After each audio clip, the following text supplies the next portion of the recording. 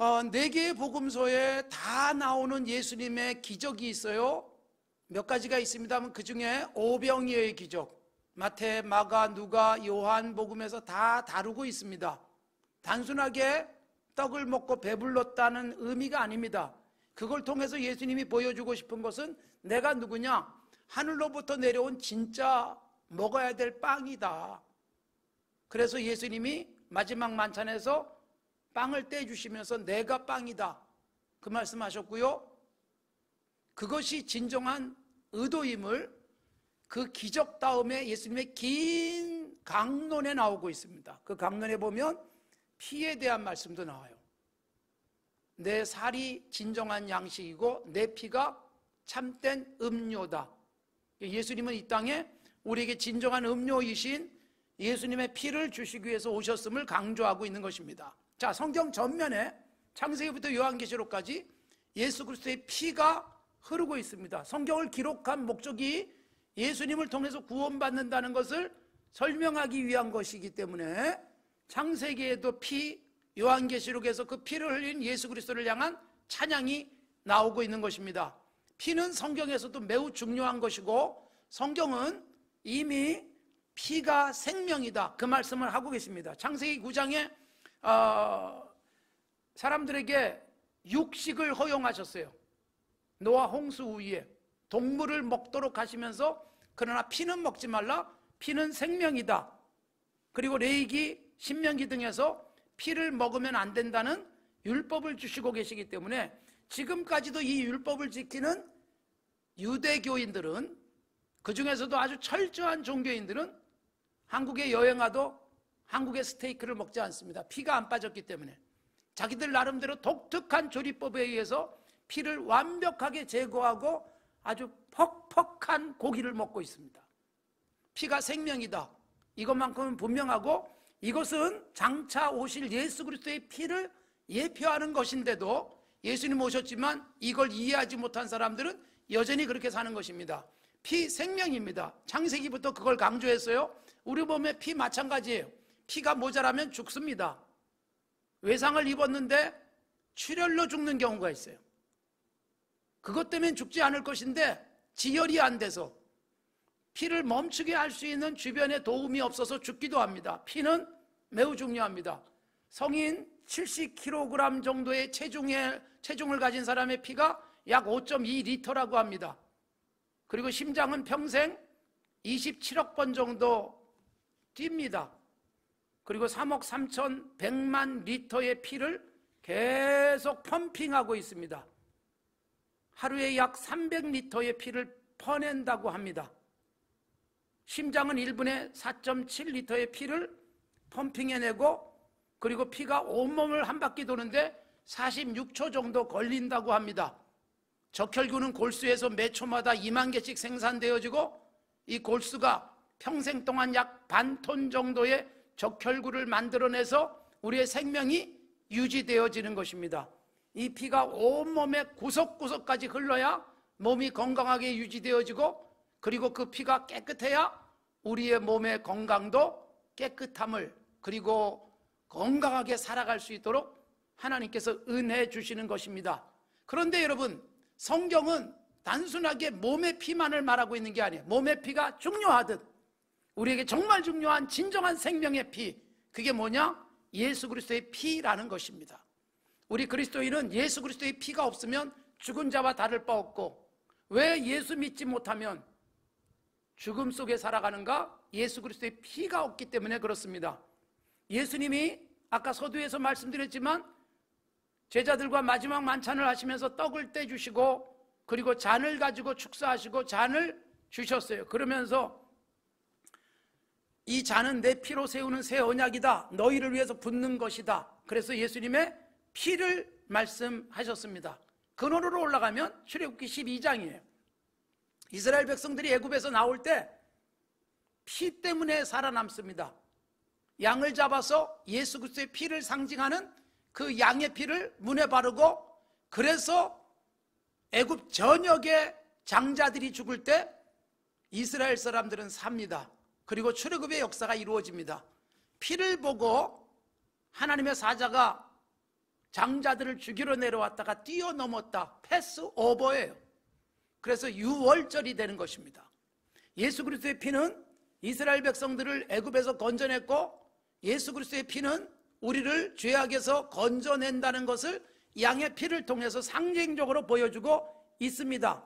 이 피가 우리 온몸에 제대로 공급되어지고, 이 피가 우리의 생명을 유지하듯 예수 그리스도의 피, 이게 영적으로 우리 안에도 제대로 흘러나야, 흘러서 움직여줘야만 강건하게 살아갈 수 있다는 것입니다.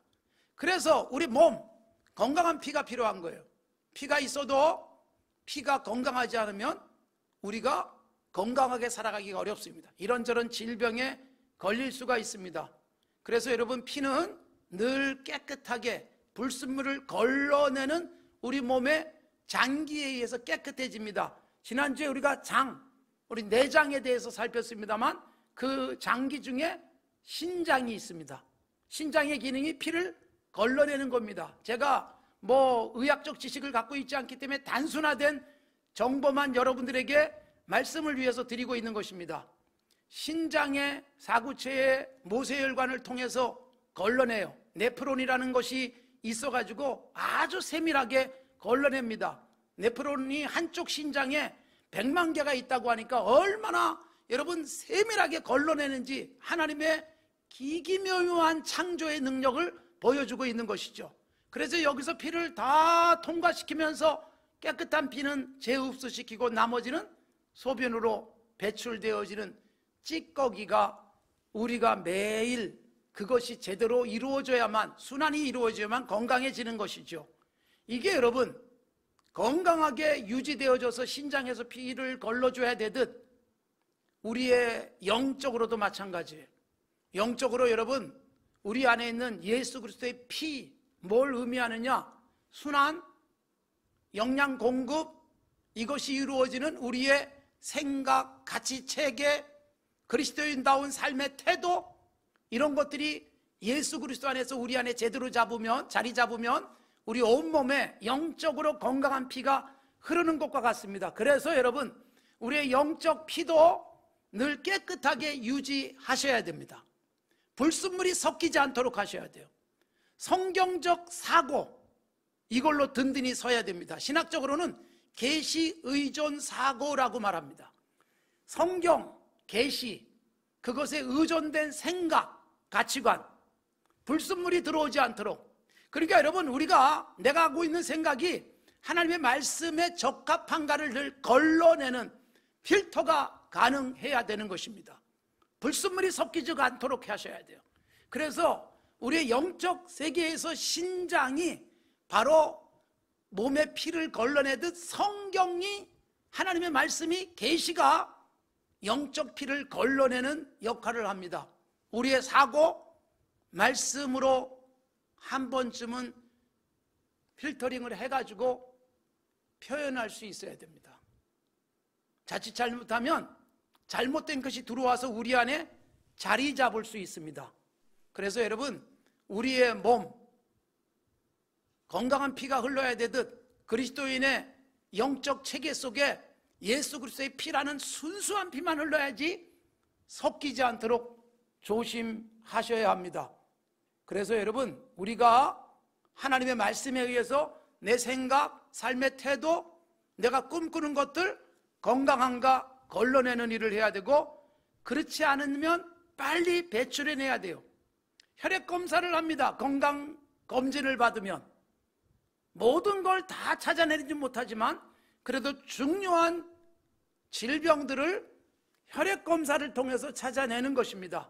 그래서 여러분, 빈혈, 백혈병, 그리고 간 질환 등 또는 동맥경화, 이런 부분들은 혈액 검사로, 당뇨, 갑상선 항진, 기능 항진이나 저하 등도 혈액 검사, 매독, 에이즈, 혈액 검사만으로도 아주 분명하게 찾아낼 수 있는 것처럼 우리의 영적 피, 그리스도인의 사고 체계, 그리스도인의 가치관, 우리들의 꿈, 지향하는 방향 등이 말씀을 통해서 걸르셔야 돼요.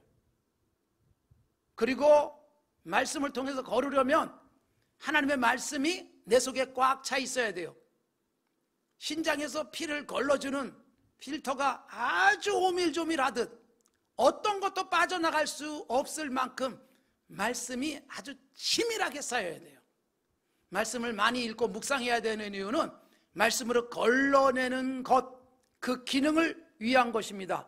그래서 여러분, 하나님의 말씀을 읽을 때마다 이 말씀이 내 안에서 축적되어지고, 이게 축적되어져서 밀도가 높으면 찌꺼기들이 우리 안에 들어와 자리 잡지 못하도록 걸러서 밖으로 배출하는 거예요. 잘못된 생각, 가르침. 그러니까 여러분, 말씀으로 잘 무장해야 이단이 가르치는 것에 대해서 걸러낼 수 있는 거예요. 잘못된 외침에 대해서 걸러낼 수 있는 거예요. 잠깐 동안 들었는데 확 넘어갈 수 있어요. 수십 년 교회 생활하고요, 이단과 잠깐 얘기 나누고 이단에게 몇 시간 교육받고 완전히 그쪽으로 흘러가 버리는 경향들이 있는데, 왜 그럴까요? 교회 생활은 오래 했는데 내 안에 필터 기능이 돼 있지 않은 거예요. 필터링이 안 되는 거예요. 그래서 말씀이 옳은지 그른지 이걸 제대로 걸러내지 못하는 거예요. 사도행전 17장에 보면 베레아 사람들 이야기가 나와요. 베레아 사람들이 얼마나 철저하게 말씀을 사모했는지 몰라요. 간절한 마음으로 말씀을 받았는데, 이 말씀을 들을 때마다, 그 당시에는 성경이 없었잖아요.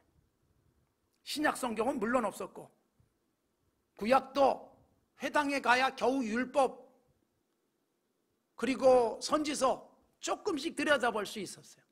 집에서는 볼 수가 없었으니까. 그러니까 여러분, 말씀이 굉장히 그리운 사람들이 들을 때마다 감격 속에 들었을 뿐만 아니라, 베레아 사람들의 모습은요, 이게 그런가 맞나 성경을 늘 상고했다, 그렇게 돼 있어요. 성경을 늘 묵상하고 살폈어요. 요한일서 4장 1절에 보면, 사랑하는 자들아 영들을 다 믿지 마라. 하나님께 속했는지 분별해내야 된다. 가짜가 있다는 거예요. 가짜 선지자들이 있다. 요한일서 4장에서 경고해주고 있어요. 그래서 여러분, 하나님의 말씀을 잘 읽고 이게 축적되면 누군가가 말씀을 전할 때도 걸러낼 수 있어요. 그래서 여러분, 로만 카톨릭에 의해서 성경을 모든 사람이 읽지 못하던 시대가 있었어요. 종교개혁 이후에 성경이 일반인들이 볼 수 있는 언어로 번역되어지고, 구텐베르그 인쇄기가 성경을 찍어내고 모든 사람이 성경을 읽으면서 잘못된 것을 찾아낼 수 있었던 거예요. 성경을 읽지 않으면 잘못된 것을 걸러낼 수가 없어요. 세상의 소리들, 세상의 온갖 뉴스들도 말씀으로 걸러셔야 돼요. 내 영적 피가 오염되지 않도록 내 안에 신장 기능, 영적 신장 기능이 건강하셔야 되는 거예요. 끊임없이 말씀 묵상하고 질문하고, 그리고 또 깨닫고 확고하게 말씀 위에 서야 되는 거예요. 혈액검사, 그런 의미에서 영적 혈액검사 자주 하셔야 돼요. 내가 제대로 사고하는지 제대로 결정하는지, 그걸 내가 분석하는 방법이 있어요. 혈액검사 병원 가면 금방 해주지만 영적 혈액검사는요, 정말 중요한 선택의 순간, 그때 여러분, 이 사람 생각하고 저 사람 생각하고 이런 가치 생각하고 내 이해관계를 따지는 게 아니라 그 순간에 말씀이 딱 떠올라서 말씀에 의해서 걸러낼 수 있을 정도면 나는 지금 건강하게 살아가는 거예요. 그 순간에 말씀이 떠오르는가가 우리에게 중요한 혈액검사예요. 쩔쩔매면서 이쪽이 나을까 저쪽이 나을까, 이때 우리는 어느 쪽이 유리할까, 어느 쪽에 손해를 보지 않는 것일까, 이 생각만 할 수 있잖아요. 어느 게 정말 하나님의 말씀에 맞는가, 이게 떠오른다면 나는 건강하게 늘 혈액 검사하며 살아가고 깨끗한 피가 내 안에 흐를 수 있다는 것입니다. 조심하셔야 돼요. 우리의 피도 깨끗해야 되듯 영적 피도 맑고 깨끗하고 순결해야 합니다. 말씀에 의해서만 공급되는 영적 피가 필요한 거예요. 그러면서, 그렇기 때문에 잘못된 것을 보면, 잘못된 것이 내 안에 들어오면 영적 전투를 하셔야 되는 거예요. 히브리서 12장 4절에 보면, 너희가 죄와 싸우되 피 흘리기까지 대항하지 아니하였다라는 경고가 나와요. 그러니까 여러분, 예수 믿는 사람들은요, 죄에 대해서는 피를 흘릴지언정 싸워서 이기셔야 돼요. 영적 전투예요. 우리의 몸에 있는 피도 적혈구, 백혈구가 제가 단순화시키면 중요한 역할을 해요. 적혈구가 주로 하는 일이 산소를 공급하고 영양을 공급해 주는 일이에요. 이건 여러분, 하나님의 말씀이 우리에게 영적 양식이 되어지고 기도하면서 영적으로 건강한 호흡이 가능해지고 영적으로 유지를 잘 해주는 역할을 한다면, 백혈구가 있어요. 이 백혈구는 우리 안에서 우리 몸을 지켜주는 아주 중요한 힘이고, 우리 안에 들어오는 잘못된 것들, 잘못된 세포와 싸워서 우리 몸을 건강하게 지켜주는 역할을 하는 것입니다. 외부로부터 침투한 세균이든 이물질이든 그것을 저항하면서 항체를 생성해주는 혈구 세포가 있고, 그것이 바로 백혈구를 만들어 내는 것이고, 건강한 사람은 백혈구가 1 입방 밀리미터당 5,000개 내지 10,000개 정도가 존재한다고 합니다. 이것이 여러분 면역력, 항체, 그래서 우리 몸에 잘못된 세포가 자리 잡거나 우리 몸에 잘못된 세균들이 들어오는 것을 막아내는 역할, 이게 잘 안 되면 면역력이 약화돼서 병에 걸릴 수 있죠. 그래서 여러분, 우리 안에 영적으로 백혈구 역할을 하는 힘이 필요한데, 그게 여러분 내 안에 발생하거나 외부로부터 들어오는 죄와 싸우는 영적 칼, 그게 필요한 거예요. 그래서 영적 칼이 뭐냐? 예수님이 사탄의 시험을 받으실 때 사용한 게 말씀이었어요. 구약의 말씀을 그대로 인용하면서 사탄과의 싸움에서 승리하셨어요. 바울 사도가 이 예수님의 놀라운 승리를 기억하면서 우리가 이 땅 살아가는 동안에 영적 전쟁을 하는 사람들이다, 그의 서신 속에 많이 다루고 있어요. 디모데에게 특히 그 준비를 잘 시켰고, 에베소 6장은 우리가 영적 전쟁을 하는 사람들인데, 이 영적 전쟁이란 사탄의 세력과 싸우는 것이다. 그래서 무장 잘해라, 나를 방어 잘해라, 거기다 더하여 공격용 무기가 필요한데, 에베소 6장 17절에 보면 성령의 검, 곧 하나님의 말씀, 이게 우리에게 필요하다. 이게 백혈구예요. 백혈구. 예수님이 말씀으로 이겼듯 우리 안에 내 속에서 스스로 나타나는 죄성, 외부로부터 들어오는 침투된 잘못된 가치와 그리고 오염으로부터 나를 지키는 것이 성령의 검이에요. 이거 제대로 쓸 수 있어야 돼요. 그래서 순간순간 잘못된 게 생각나면 칼로 피 흘리기까지 싸워서라도 죽여야 되고, 내 안에 들어오고자 하는 세상의 잘못된 가치관들이 성경적인 걸러내서 그것들을 막아내는 우리 안에 백혈구가 살아 있어야 한다는 것을 성경이 말씀하고 있는 거예요. 건강한 영성을 유지하십시오. 건강한 피가 우리 몸에 흐르게 하십시오. 우리의 피가 바르게 기능해서 영양도 잘 공급되어지고, 그리고 잘못된 것들은 몰아내버리는 그런 걸르는 기능, 싸우는 기능 등이 우리 피 안에 있어야 되는 거예요. 예수 그리스도의 피 없으면 사망과 같아요. 그게 빈혈 증상을 보기도 해요. 빈혈로 머리가 아프고, 이 영적 빈혈에 걸리면 여러분 정신 차리고 똑바로 살아가기가 어렵기 때문에 건강하게 유지해야 됩니다. 아울러 여러분 조심해야 될 것 중에 하나가 뭐냐? 피가 생명이다. 그래서 피가 생명이라는 말씀을 창세기 9장에서 동물을 먹도록 허용하시면서 하나님이 말씀하셨지만, 그래서 남의 피를 흘리면 네 피도 흘릴 것이다 경고하셨어요. 창세기 4장에 이미 가인이 동생을 죽였을 때 하나님이 말씀하세요. 너 뭐 했니? 이걸 가인에게 직접 말씀하시면서 네 아우 아벨의 피소리가 내게 들렸어. 그래서 징벌 하시는 거예요. 여러분, 동생인데 동생의 피를 흘리게 해서 자기의 욕망을 채웠어요. 사실 여러분, 이 땅에 살아가는 모든 사람들은 형제예요. 하나님으로부터 창조되어진, 더군다나 예수 믿는 교회 공동체 안에는 하나님을 아버지라고 부르는 가족이에요. 내 피를 흘릴지언정 남의 피를 흘리지 않도록 조심하셔야 돼요. 이때 피란 그냥 죽여서 흘리는 피가 아니에요. 피같이 소중한 것을 손상시키거나 잃어버리게 하거나 내 걸 채우겠다고 남의 것을 뺏어오는 일들은 가장 위험한 일이기 때문에 조심하라는 것입니다. 조심하셔야 돼요. 남의 피같이 소중한 돈, 남의 피같이 소중하게 여기는 가치들 손상 입히지 않도록 조심하셔야 돼요. 예수 믿는 사람은 예의 바른 태도로 살아야 돼요. 상처 주지 않고 아주 상식적이고 이성적이고 합리적인 태도 중요한 거예요. 그래서 예수 믿는 사람이 무례하지 않아야 됩니다. 건강한 태도로 살아야 돼요. 이건 하나님이 일상적으로 인간에게 주신 가치예요.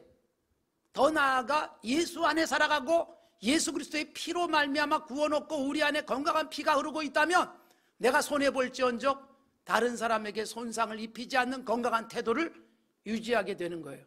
그래서 여러분, 남의 피를 흘리지 않도록 조심해라. 더 나아가 내 피를 흘려서 다른 사람을 살리는 것, 이게 얼마나 중요한지 몰라요.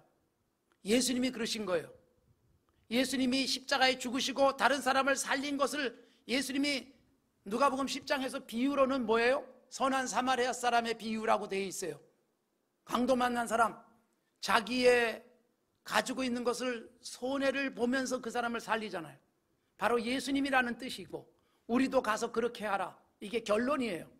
그래서 우리가 이 땅 사는 동안에 내가 좀 손해보면서 피같이 소중한 돈도 쓰고 피같이 소중한 시간도 쓰고 내 힘을 써가면서 누군가를 살리는 역할, 중요한 것입니다. 헌혈, 그래서 중요한 의미가 있어요. 저도 열심히 헌혈을 했습니다.